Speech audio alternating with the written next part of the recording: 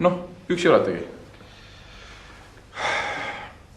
Naine on tööl.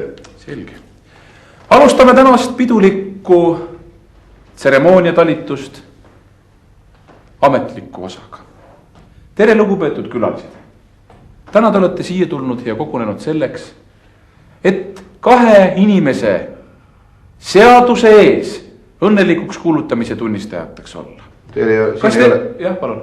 Siin ei ole ju külalisi, mis te lolli mängite? Noh, see on piltlikult niimoodi öeldakse.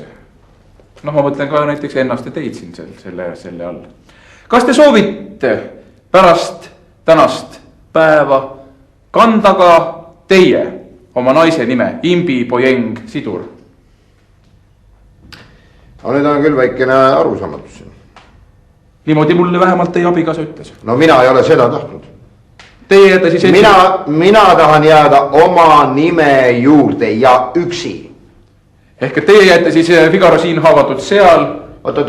Ja abikaasa jääb teil Pojeng Sidur. Las ta jääb. Nii, kui ma juba siin olen, ma vahetaksin ka nime ühtlasi. Nii, palun. Ma paneksin selle haavatud sea ette. Siis haavatud siga läheb Figaro ette. Jah, et oleks nimi. Haavatud siga Figaro siin. Ei. Haavatud seal Figaro siin. Haavatud seal Figaro siin. No mängime ümber.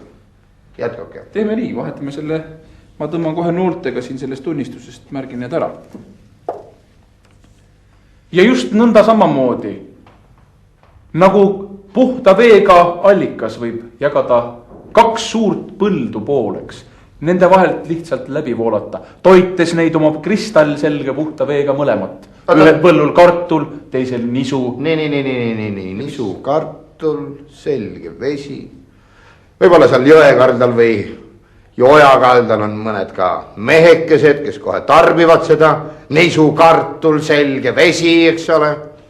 On nii või? Millel on teie ärritus siis nüüd? On nii või? Ma ei saa. Ei, ma küsin, kas on nii või? Jah. Ahaa, väga hea, jätkame.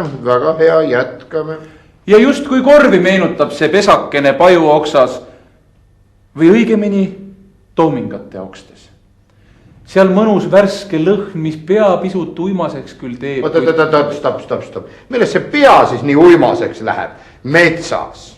Allikas ja kartul ja nisu ja võib-olla sellest lähebki pea natukene uimaseks. Ei, kulla härra, ma ütlesin teile, õitsevatest toomingatest läheb pea uimaseks. Kas te ei kuula mind üldse? Te tahate ainult rünnata ja süüdistada, nokkides minu jutust välja täiesti mõttetut lausekatkid, eks ole.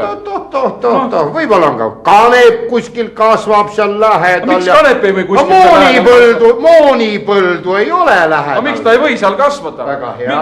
Mis selles sümbolis halb on? Moon on alati olnud justkui puhtuse neidsilikkuse sümbol. Ah nii. Moon on neidsilikkuse sümbol.